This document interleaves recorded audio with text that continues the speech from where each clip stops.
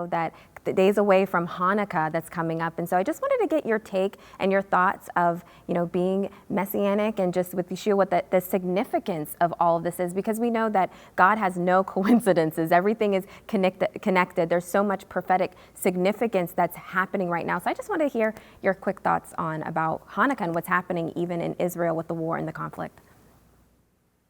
Well, one of the significant connections is that this attack on October 7th happened right after the 50-year anniversary of the Yom Kippur War. So probably the biggest surprise attack in Israel's history in 1973, it happened on October 6th, 1973.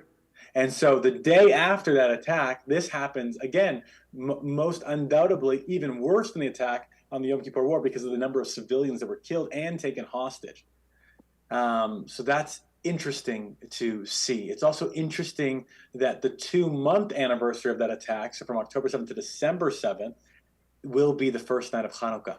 And traditionally, we're remembering when people are killed, we're doing more 30 days, 60 days, 6 months, a year out.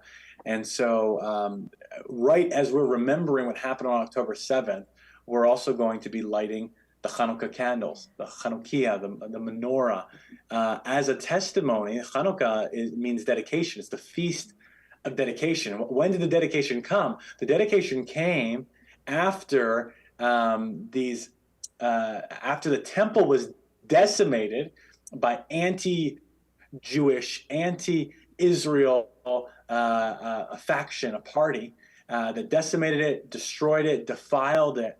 And in the midst of probably the most hopeless situation, this small band of Maccabees took back the temple and they rededicated the temple. And I think that's an interesting significance. Out of the ashes of pain, there was an effort to rededicate.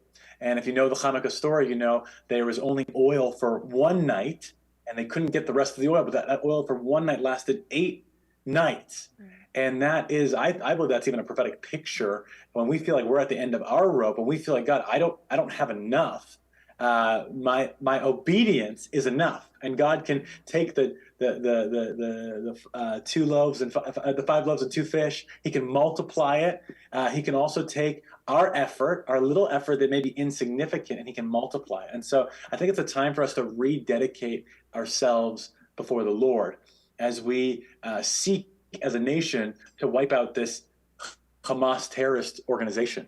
And not just Hamas, but also the spirit of anti-Semitism that is not new. It's not a new spirit. It goes back, I believe it goes back to Haman, where we saw Haman had this desire to kill the Jews, and Esther had to take a stand. And it goes back to Hitler. And we see what Hitler wanted to see would happen with the final solution. Now we see it again with Hamas. It's the same spirit, just a different form and a different generation. And I believe that as we seek to wipe out the evil and the wickedness, we also need to be focused on rededicating ourselves before the Lord.